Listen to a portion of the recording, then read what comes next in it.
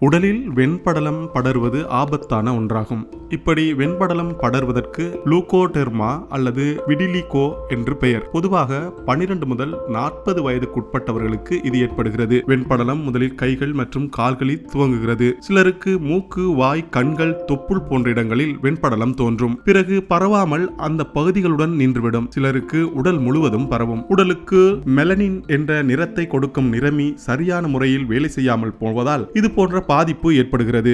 இதுவும் பரம்பரையாக ஏற்படுவதுதான். எனவே தோல் பரிசோதனை செய்தால் மட்டுமே எந்த வகையான நோய் ஏற்பட்டிருக்கிறது என்பது தெரிய வரும். வெண்படலம் தோன்றினால் நம் உடலில் சூரிய ஒளி நேரடியாக படாமல் பார்த்துக் கொள்ள வேண்டும். மற்ற இடங்களில் தோல் கருப்பாகி வெண்படலம் வித்தியாசமாக தெரிய துவங்கிவிடும். சன் பில்டர் 30% அடங்கிய சன்ஸ்கிரீன் லோஷனை உடலில் வெயில் படும் இடங்களில் பூசிக்கொண்ட பிறகே வெளியில் செல்ல வேண்டும். சிறிய வெண்படலங்களை சில களிம்புகளை பூசி மறைக்கலாம். மருத்துவர்களின் பரிந்துரையின் பேரில் ஸ்ட்ரைட் களிம்புகளும் பூசலாம். எனினும் தொடர்ந்தும் களிம்பு பூசினால் தோலின் தன்மை கெட்டுவிடும். வெண்புள்ளிகள் உள்ள இடத்தில் நிறம் தரக்கூடிய எந்த அணு இல்லையோ அதை வேறு ஒரு பகுதியில் இருந்து எடுத்து வைத்து வளர்ப்பது மெலனைட் கல்ச்சர் எனப்படும். வெண்புள்ளிகள் உடலில் தோன்ற ஆரம்பித்தவுடனேயே சிகிச்சை பெற்றால் விரைவில் குணப்படுத்தலாம். இடைவிடாமல் சிகிச்சை எடுத்துக்கொள்வது, காலை 7 மணி வெயிலில் சிறிது நேரம் நிற்பது போன்றவற்றின் மூலம் வெண்புள்ளிகள் புதிதாக ஏற்படுவதை தடுக்க முடியும்.